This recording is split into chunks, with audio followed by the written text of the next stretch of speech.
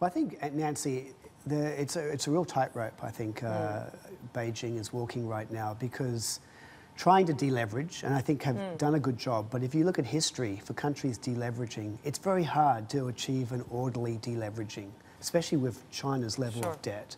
On top of that, you've got, as you said, these external kind of risks. I think the goal is to still try to move gradually in a targeted fashion with easing measures. Because the last thing I think China wants to do is really rekindle the leverage and speculation. So trying to move gradually. Our sense is it really means that growth is going to slow more in the third quarter, this quarter. Don't forget, policy works with a lag. But I think you put the nail on the head. It's really going to be, the big risk is really the external shock. We don't know how bad it's going to be. That's the issue. And I think not knowing is also creating uncertainty and making it more challenging for policymakers. It does make me wonder, though, what is the biggest threat for China as they see it? Are they more worried about having to delay these deleveraging efforts and then prolong any debt concerns down the road? Because that could happen as a result of too much easing to offset any trade pain. Or do you think they're going to want to really dig in here and fight the U.S.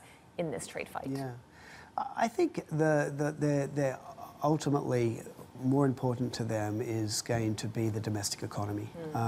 If you're thinking about the size of exports as a share of GDP, you're looking at around 15% or so.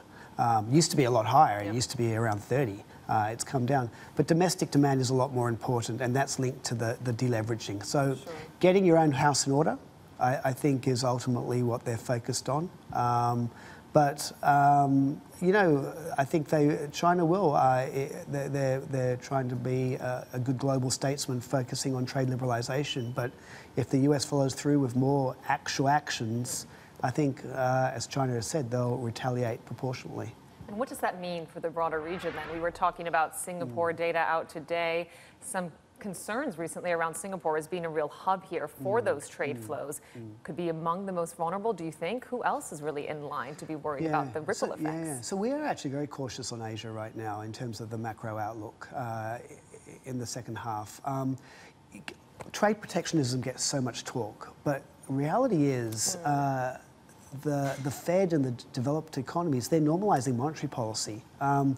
And it's not just Fed rate hikes, it's also quantitative easing is going to end. It's going to turn to quantitative tightening next quarter. Don't forget, Asia's developed a lot of debt. As this normalization happens, it's putting pressure on Asia, and we've seen it. If that's not enough, we now also have China growth slowing, trade protectionism, and pretty high oil prices.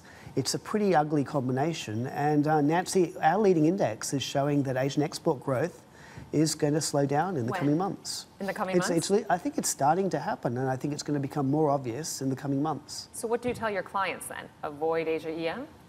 Yeah, I'd say you've got to really be very careful on Asia EM right now. I think the risk I see is, so far the most hit has been the twin deficit countries, the high yielders, India, Indonesia, Philippines.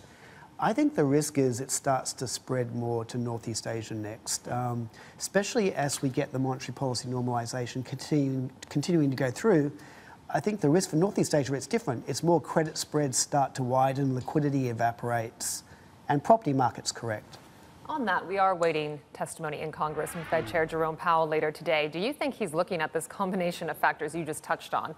The trade fight out there that could have an inflationary pressure to the upside, talking about oil prices. Is it possible that in this testimony today, we hear from a Fed chair that says we may have to go even faster than the market currently anticipates on normalization?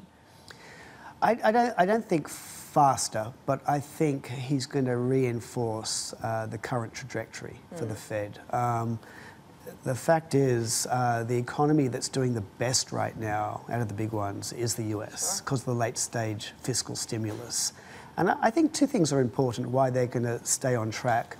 One is, if they do give any hint that they're going to go slower, which I think the market is maybe hoping, it can fuel financial excesses. That's what caused the 2008 global financial crisis. So I think they're alert of that. And the other one is now's a good time for the US, thinking of itself, to actually build up some ammunition in terms of basis points, enabled to cut rates when it needs to in the future. So I think it's going to be tough love from the Fed. I think they're going to signal that they're on course to hike in September and provide a pretty strong guidance that December's on the table as well. Hey everybody, it's Hadley Gamble from our new CNBC Middle East Bureau in Abu Dhabi. Thanks for stopping by. Now to watch more, you can try one of the videos that just popped up on your screen. And don't forget to subscribe.